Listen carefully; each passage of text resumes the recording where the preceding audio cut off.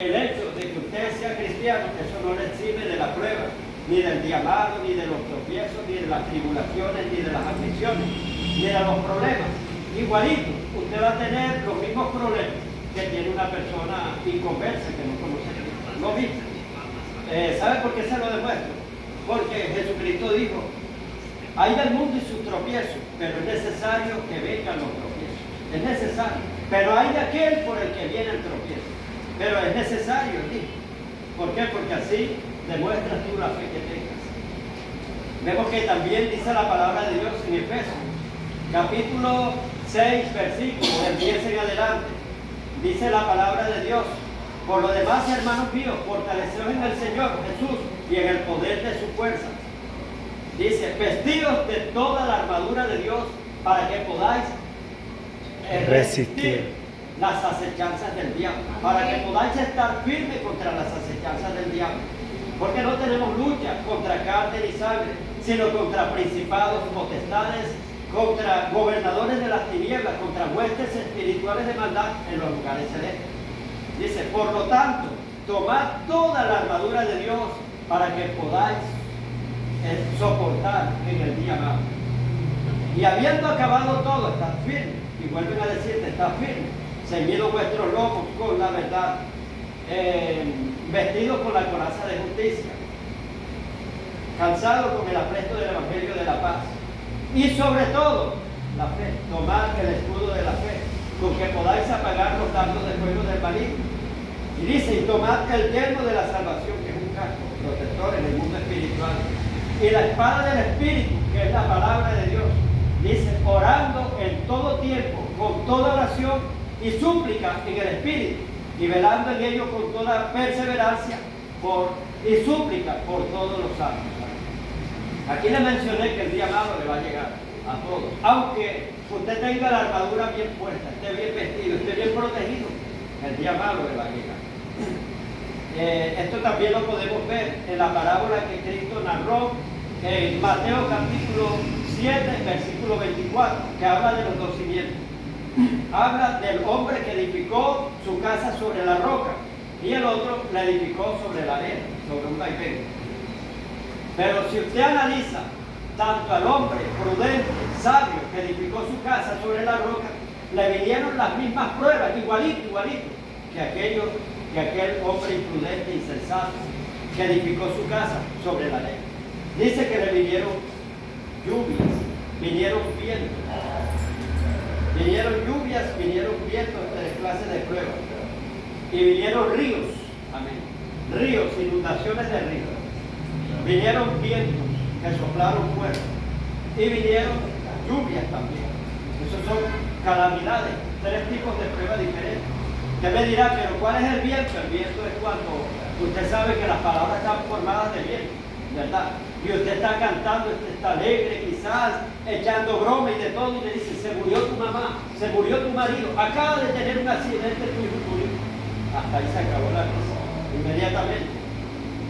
Entonces, ese es alguien que te dio una noticia, porque las palabras están cargadas de viento, y ese viento te dio, y enseguida hay personas que se desmayan, como una cuñada mía, le dieron una noticia que el hijo murió. Inmediatamente se desmayó, otra vez volvía y otra vez ella que deseaba que eso fuera una pesadilla, un sueño, para despertar, y cuando despertaba otra vez con latente. O sea, al principio la gente no acepta la aceptación de esa mala noticia. Fuerte, a cualquiera lo puede tumbar un bien. Hay gente que lleva una vida buena, de todo, con aspiración, y de repente llega una mala noticia y hasta ahí llegó.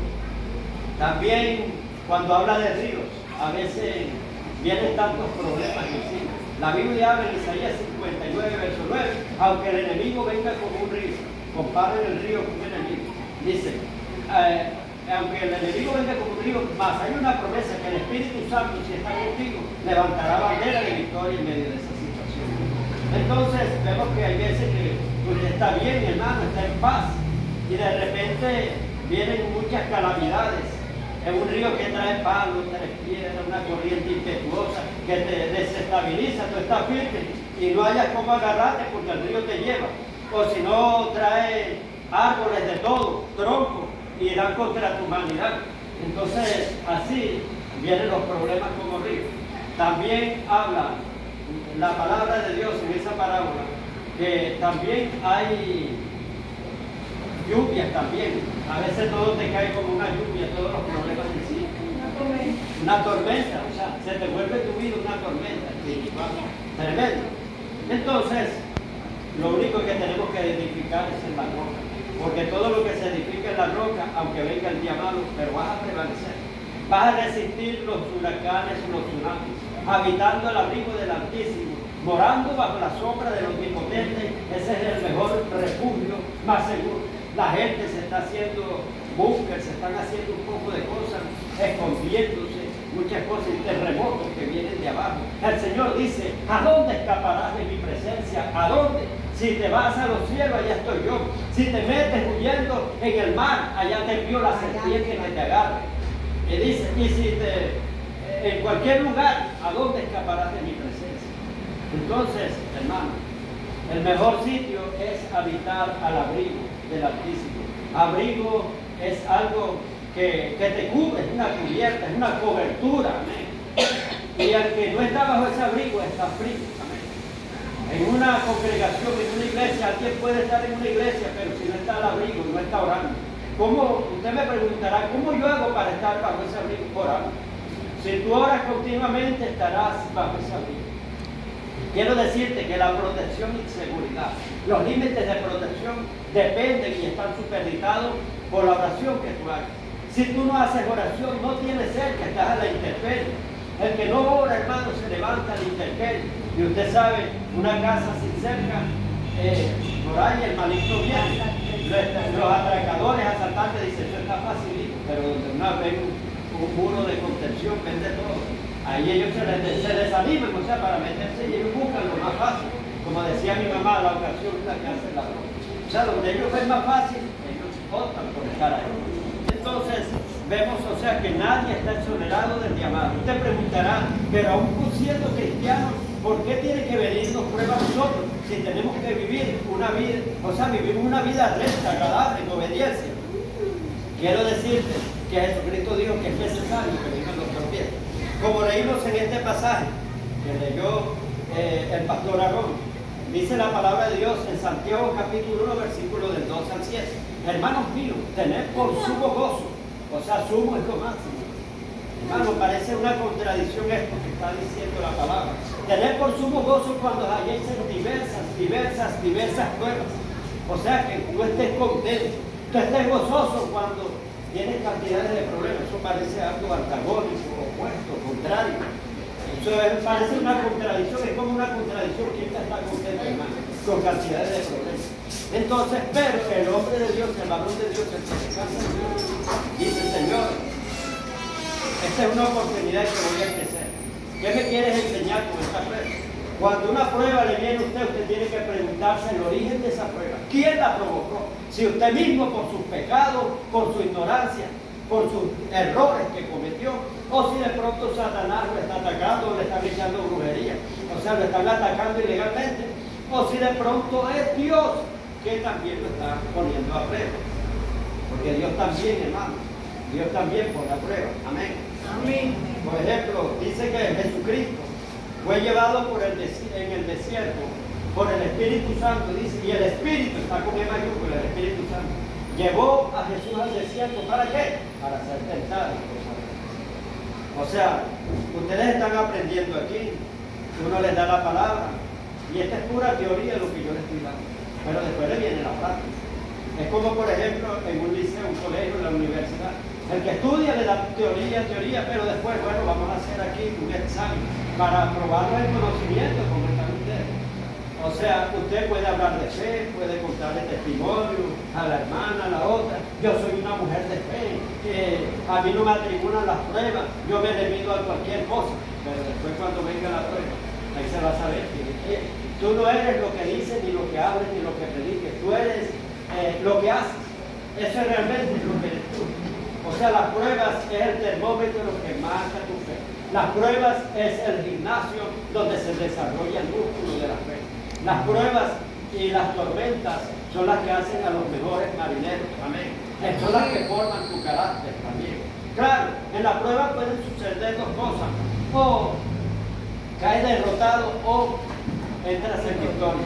Creces o te desmoronas. Depende cómo, la actitud tuya, cómo afrontas la prueba. La actitud tuya es la que va a determinar todo. Entonces hay gente que cuando le viene una prueba se vuelve un gordo, se pone nervioso, lo van a ayudar y no quiere que lo ayuden, este me viene a atacar, este me viene a hacer algo, se pone como un erizo, al que viene a ayudar no te acerques porque te expulsa. Entonces no quiere que nadie, hermano, se encierran, para llorando, no aceptan ayuda, entonces es una mala actitud. Entonces aquí dice, tened por sumo gozo cuando halléis en diversas pruebas, sabiendo que la prueba, mírenlo bien lo que dice aquí en Revelación, sabiendo que la prueba de dicha fe, o sea, la prueba viene para probar la fe. Dice, sabiendo que la prueba de dicha fe produce paciencia, para que seáis perfectos y cabales. Y si alguno tiene falta de sabiduría, pídele la prueba a Dios sabiduría, el cual se la dará abundantemente y sin reproche.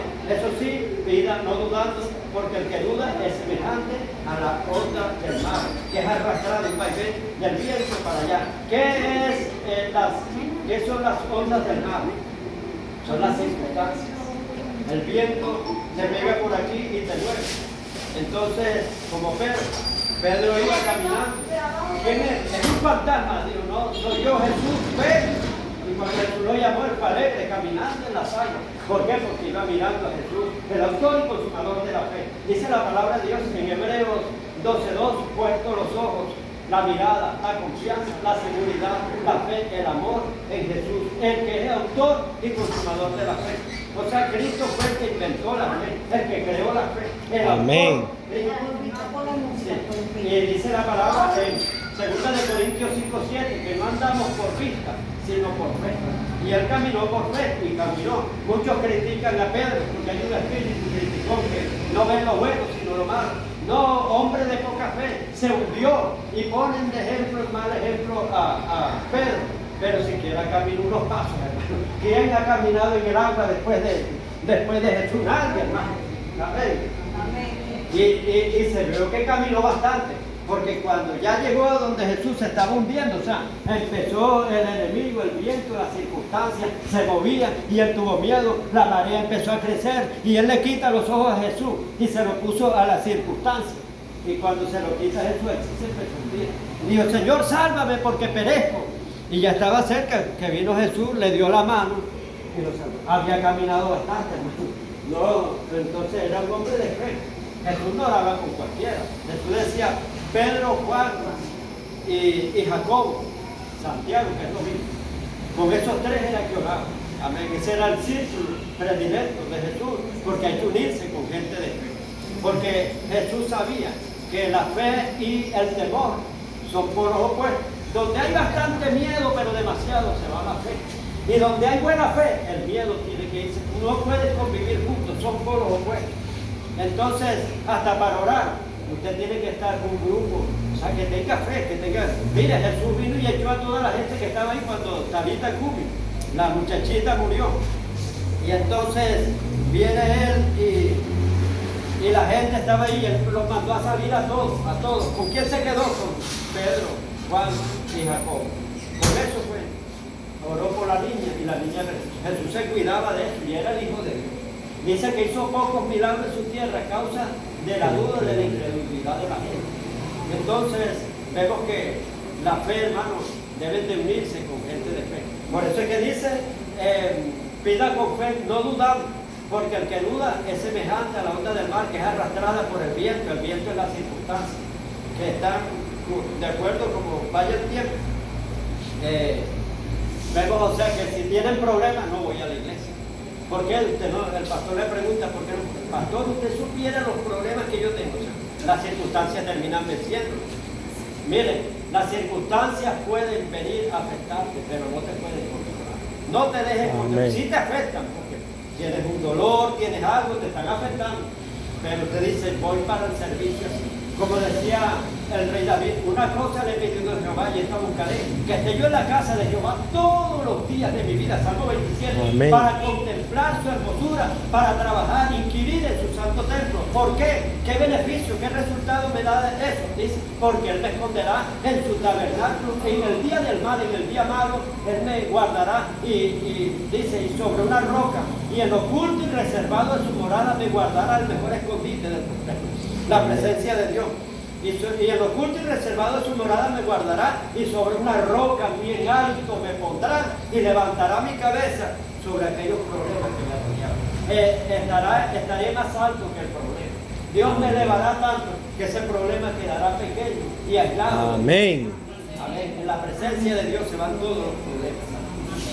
Y vemos, o sea, que esto lo entendía David, que él decía que él no quería fallar, estar en la casa de Dios todos los días.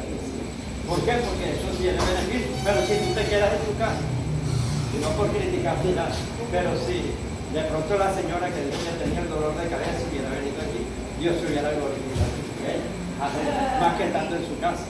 Amén. Entonces, de verdad, hermano,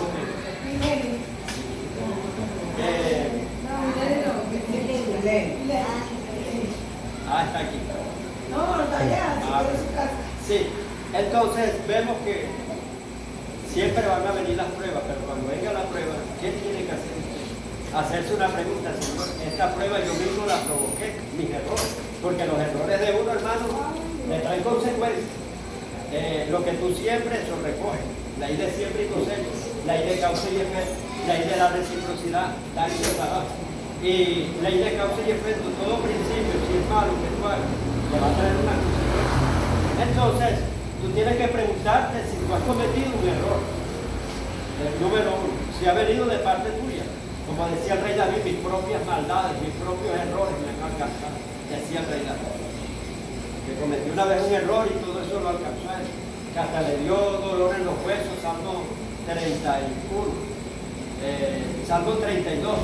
Dice, mientras callé que no confesé mi pecado, fue grande mi gemir, gemía todo el día, y sobre ti se agravó tu mano, sobre mí se agravó tu mano, y fue grande mi gemir, pero dije, confesaré mis transgresiones, mis errores, mis pecados, y delante de Dios los confesé, y enseguida sintió alivio. Porque dice que aquel que oculta sus pecados no prosperará, mas el que los confiesa y se aparta, misericordia alcanzará. Proverbios capítulo 28, versículo 13 dice que aquel que oculta sus pecados no prosperará, mas el que los confiesa y se aparta, misericordia alcanzará. Entonces a veces los errores vienen de parte de uno, a veces de parte de Satanás y a veces de parte de Dios.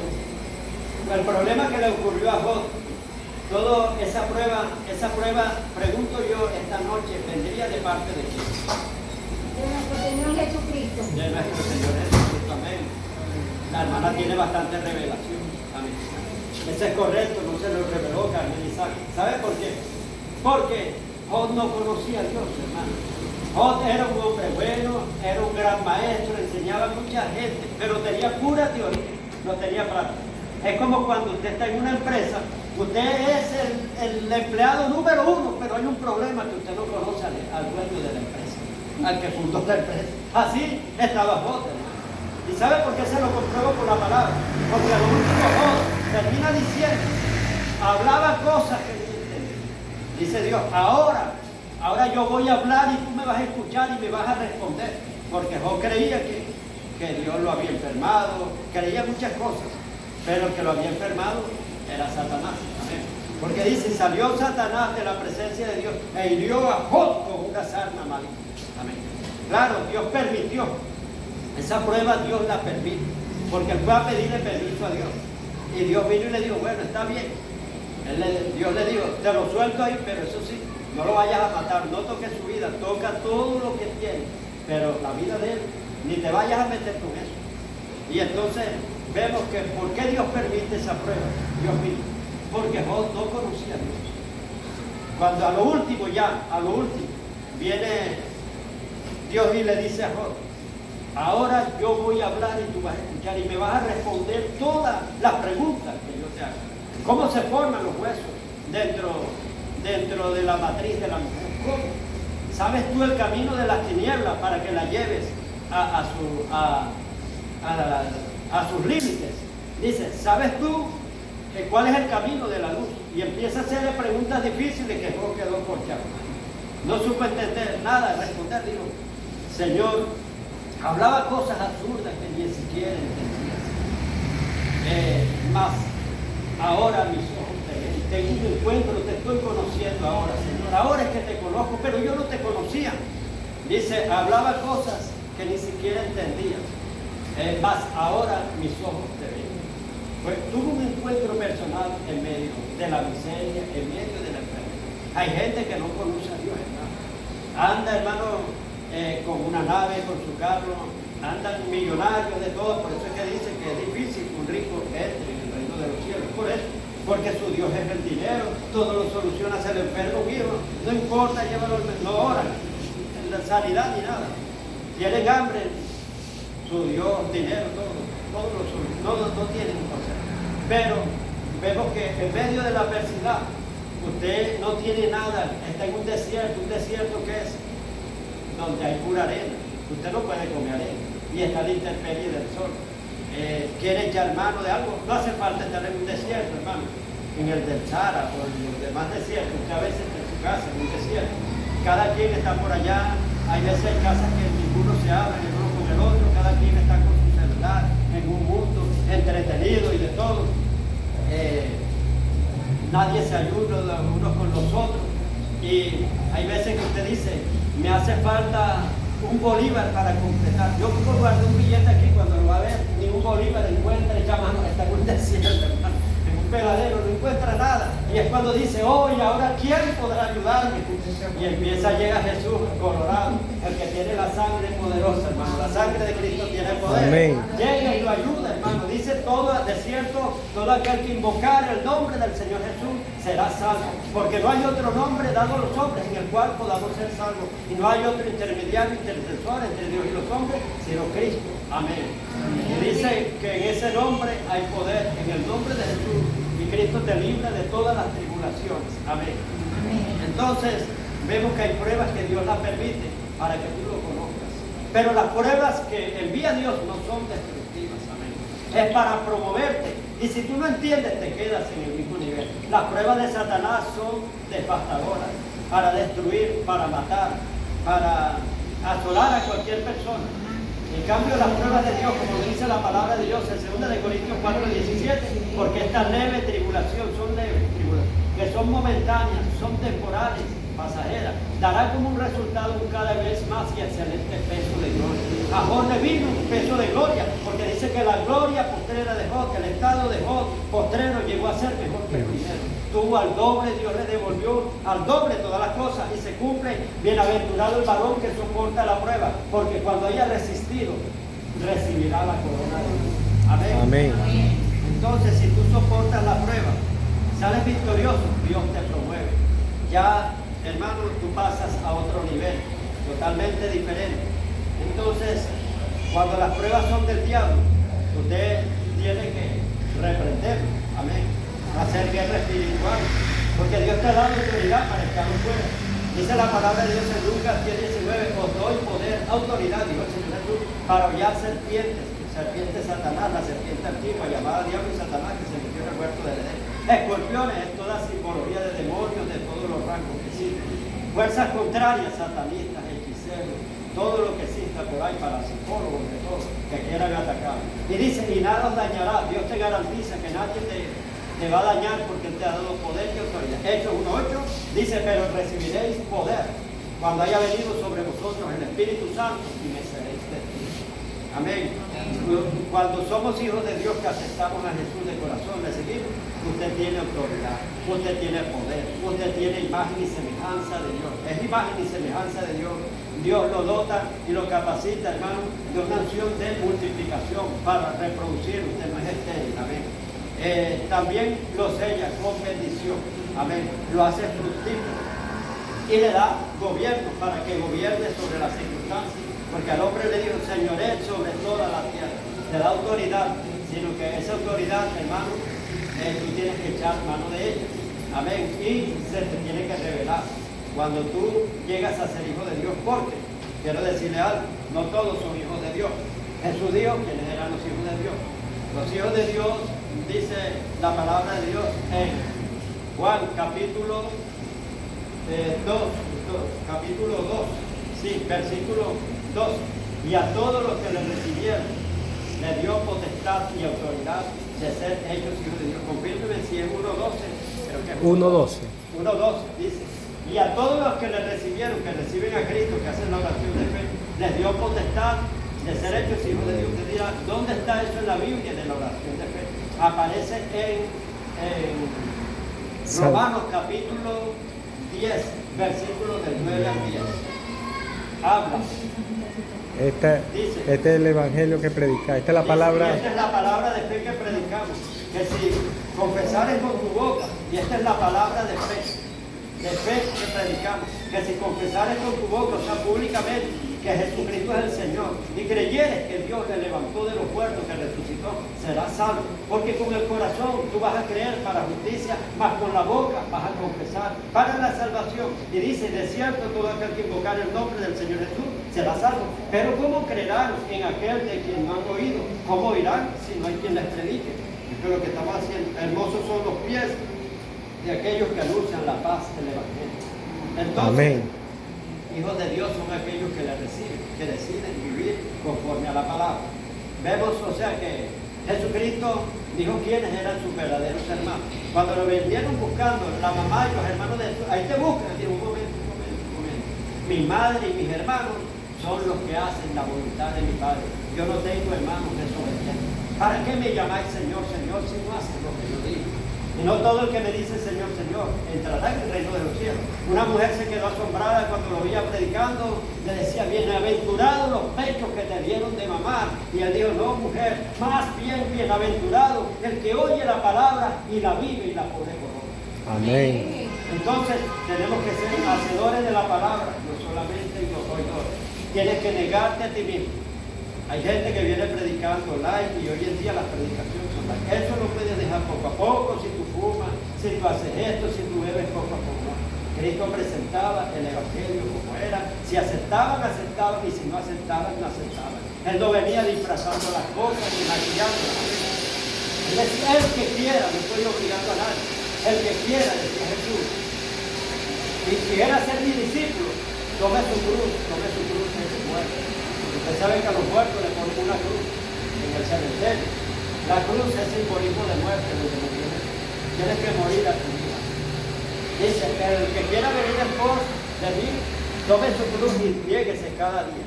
Y niéguese a sí mismo. Negarse a sí mismo es a las cosas que tú hacías, que a la Biblia no le agrada. Ya tenemos que regirnos por ese libro sagrado que es la palabra de Dios. Esa es nuestra constitución, nuestra norma de fe y conducta. Cuando nosotros aceptamos a Cristo, ya pasamos a ser ciudadanos del reino de los cielos. Y usted pertenece a su reino, ya no es al reino del mundo. Porque Dios aborrece al mundo. Dice la palabra de Dios en Juan 2:15. No améis al mundo ni las cosas que hay en el mundo. Si alguno ama al mundo, el amor de Dios no está en él. Dice, porque todo lo que hay en el mundo no proviene de Dios, eso lo inventó Satanás.